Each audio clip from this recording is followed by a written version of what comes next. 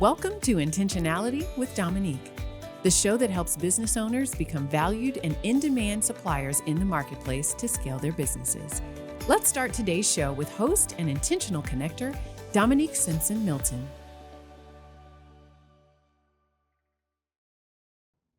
Welcome to another episode of Intentionality, the show dedicated to improving the success rate of entrepreneurs and their businesses by helping them become successful suppliers.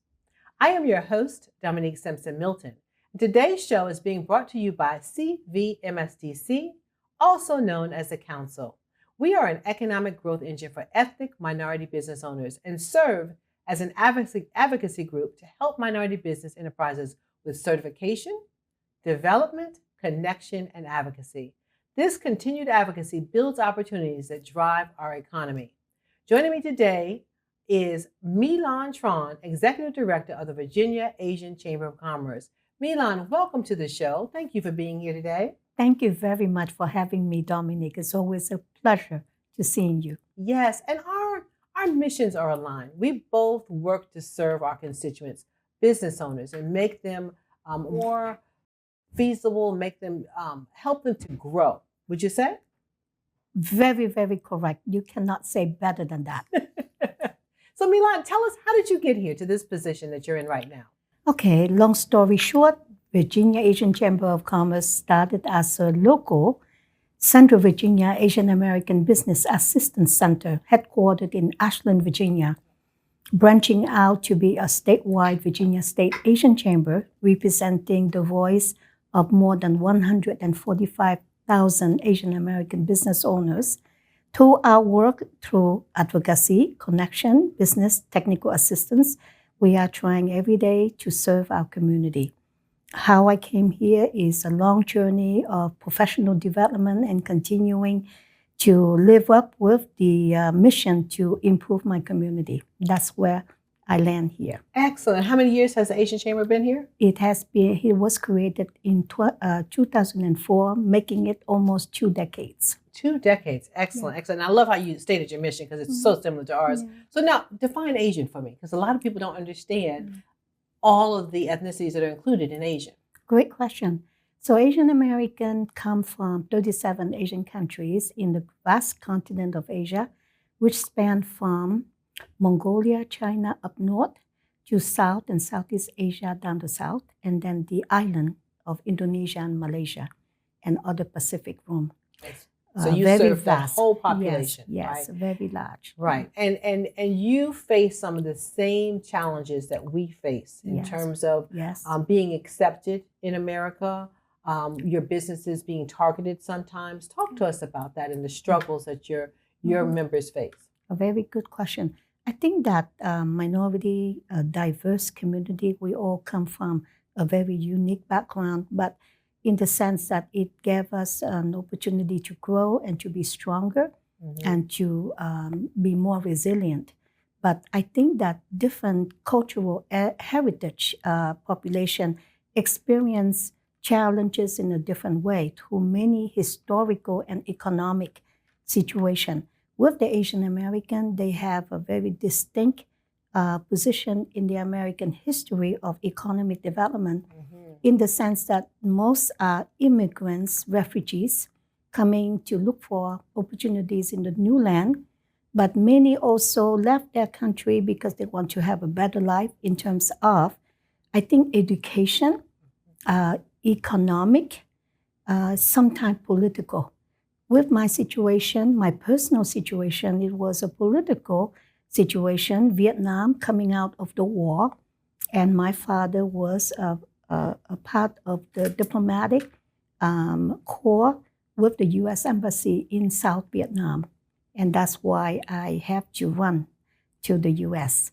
And so I think that the challenges that the Asian American going through is somewhat similar to the African American in the sense that we also endure 1,000 years of slavery from China, 50 years from Japan, and 100 years from France. Now, slavery could mean many different kinds of slavery, But I think with us is oppression in intellect, language, meaning they want to change, and they did successfully change our language. And so those are the things that make us strong today. And with all of that, still you thrive because you have strong, thriving businesses in your community. I attended your event this year, your awards event, which was fabulous. But you recognized several business owners that have really exceeded. Are there any particular industries that you thrive in particular, or is it all across all industries? Okay, so in Virginia and in the nation, the same way. 60% are in service business. Service businesses. Yes. And those services include mostly professional management, business operation management. Some are in hotel and tourism, and some are health medical related service sector, hospital aid, working in the medical field. 40% could be some small manufacturing, and a good number are on information technology. So we have a very broad significance in the economy. Now, do you help your members from startup to the millions? Or do you have a threshold in terms of who you help? Yeah. So Asian American immigrants coming to the United States, entering the economy life of the U.S. is very broad. Talking about startup, those numbers of startup occur every day because they come every day. New immigrant coming to Virginia. And so when we first started, in fact, our organization was started because of the number of startups that occur in the late 1990s.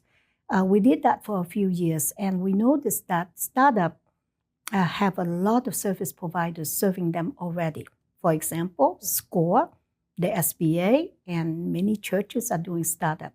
And so to avoid duplication, we refer our members to those organizations. Those members who are startup companies. Who are already starting up. Okay. We continue to work with them. However, I think that we are more focused on those who are maybe 3 years or higher in economic activity. So they have to be in business about 3 years. And Usually is there 3 any years. monetary threshold you're looking for in terms of revenue? In terms of revenue, there's no threshold required at all. And sometimes we provide free assistance at the very beginning. Unlike the American mainstream born here, the refugees and immigrants come with various economic background. And so as a nonprofit advocacy organization, we served them maybe 8 years before we became an organization. I see. Yes. I see. And so tell me about some of the programs that you provide for your business owners. I think that our program have developed quite a bit since the onset. At first, it was mostly technical assistance because that's the core of our needs, translating into more and more conferences and industry. And so I would say 60% are on industry, 20% on one-on-one counseling, and 20% is referral.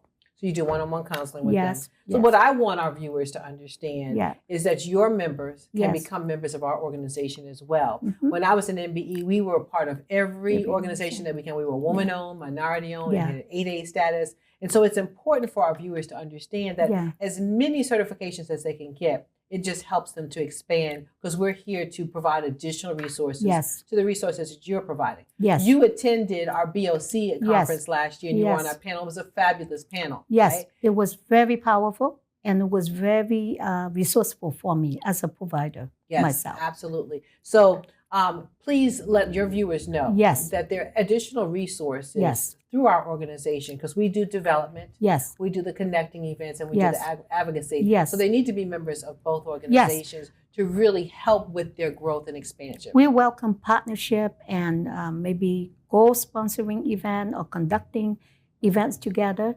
The challenge with our community is although they may be running successful business, but the language is a big problem. For our community. How do we overcome the language barrier? What can we do to help? Well, it's very difficult. We ourselves have to struggle to find people ourselves to find people with different languages to serve. But I think that Asian American understanding that when they come to America, English language is a must, and they are thriving to learn English. So it's not like a disabling element, but language and cultural is the two biggest barriers. Excellent. Well, one thing that we have done on our website, you can do a drop-down box, and you can pull up any language that you want. Nice. And our whole website will translate to that. Nice. Yes. Nice. So, Milan, tell me a success story. Your favorite success story of somebody who's joined your chamber and you've seen them grow. Oh, so many. But I would say that a couple of them were some of our board members. When we came here, there was no certification and there was no technical assistance.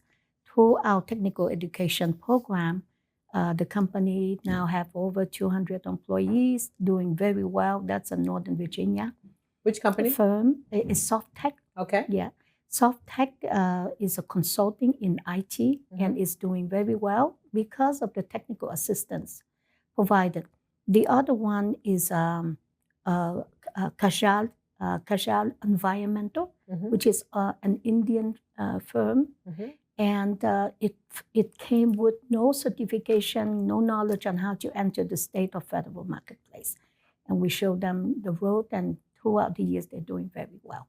Outstanding. And you also have a hotel owner here in Richmond, Virginia. Yes. And we're very intentional about our work. So we intentionally patronize his business. Yes. We did that down at BOC in Virginia Beach also. Nice. That's why we we have countless of number of people who are not only they're successful economically, but we strive on revering our leader that give back to the community. Yes, absolutely. So now if I am an Asian American and I have a business and I want to join your chamber, how much does that cost? It's very low. We in our Asian culture, cost is the number one aspect of all decision making because of the culture is saving and not spending. So the amount is very low from free, which is helping those who come with very little, to let's say $250 to maybe $1,000. Okay. Varying degree of employees level. Okay. So it's very similar to our costs. Yes. So our costs range from $400 on up, and sometimes we even have scholarships for the members to become a part of our organization. Definitely. So any other success story? Because our viewers love stories. Yes. Well, we have a lot of people who now we're talking about different level of achieving economic benefits, but also achieving the understanding and the launching of the company into the procurement system in the United States. First of all, in Asia, there's no such a thing called procurement. So the term procurement, people look at it like they don't know, they don't understand, they might not think it is a trusting concept. And so we have to really educate people about procurement. And we're pleased to tell you that, for example, in a region that are doing less well in regard to the population there, because population come to different region by numbers of people, level of understanding of English, and level of being readiness to enter the mainstream American marketplace. In the Hampton Roads, Asian business owners are more aware of procurement. They are now understanding, they're working with corporation, and I overall see it a very big encouragement for me.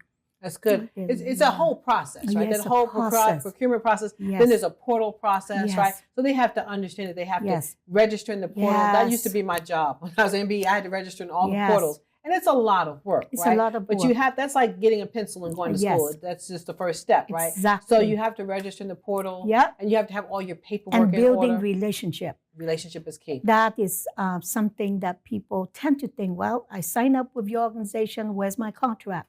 Well, you have to build the relationship and build it the American way, not the other way. I'm laughing because I say the same thing. We're like a gym membership. Like you sign up and you expect results, but you're not doing the work. No, you're not doing the work. You got to do the work. So that relationship is key. So I really appreciate you saying that. So in our organization, when your members come to our events, we teach them how to pitch. Yes. Right. We set them up Yes. with matchmaking if Yes. they're members of our organization. And at BLC, we're going to be doing quite a bit of that. Awesome. So I look forward to it. you. You asked me to promise you Yes. that we would have you on another Yes. panel Yes. at BLC. Yeah. And we will. Okay. Okay. Because it is so important for Yeah. us to reach all cultures. Yes. And for all cultures to understand that the door Yes. of opportunity is open Yes. for those who have been systemically left out.